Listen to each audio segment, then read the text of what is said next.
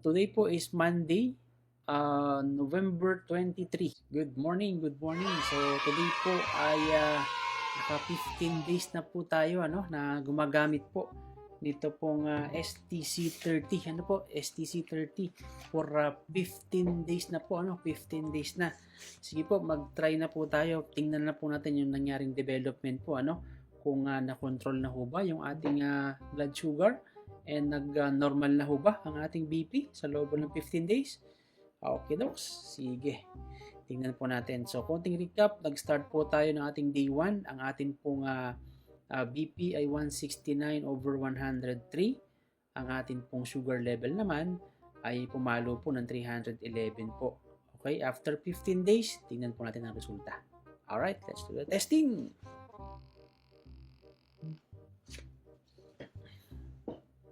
Yan po ang ating resulta.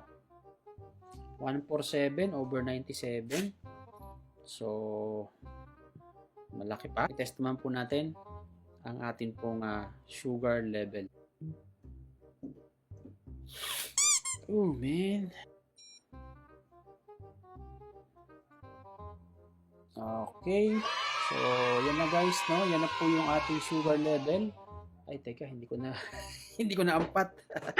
170 na po, 170. So from 300 plus noong pong ating day 1, ngayon po ay 170 na po ang ating sugar level. So mataas pa rin po yan, pero napakalaki pong pagbabago, Napakalaki pong napakalaki yung diferensya. Kalahati na po yung ibinaba. Okay? So napakaganda po guys, napakasarap po ng pakiramdam at nag-improve na ho yung aking pong hilo. Meron pa rin po paunti-unti. Of course, mataas pa ho yun.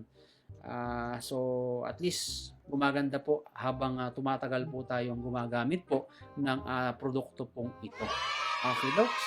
So, ayun po, So, yan lang po muna, guys. Maraming salamat po sa pagsubaybay niyo po sa ating pong page. I-follow niyo po kami para updated po kayo sa amin pong development po. Again, ito po ang ika-15th day po nating paggamit.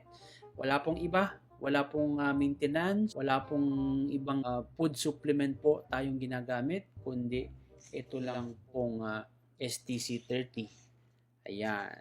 Alrighty, salamat. Thank you po. Ito pong muli, si DJ Gab Monte. Hanggang sa susunod na mga vlogs, samahan niyo po ako dito sa aking journey sa Super Life STC30, ang stem cell po na all natural galing po sa fruits. Bye-bye for now.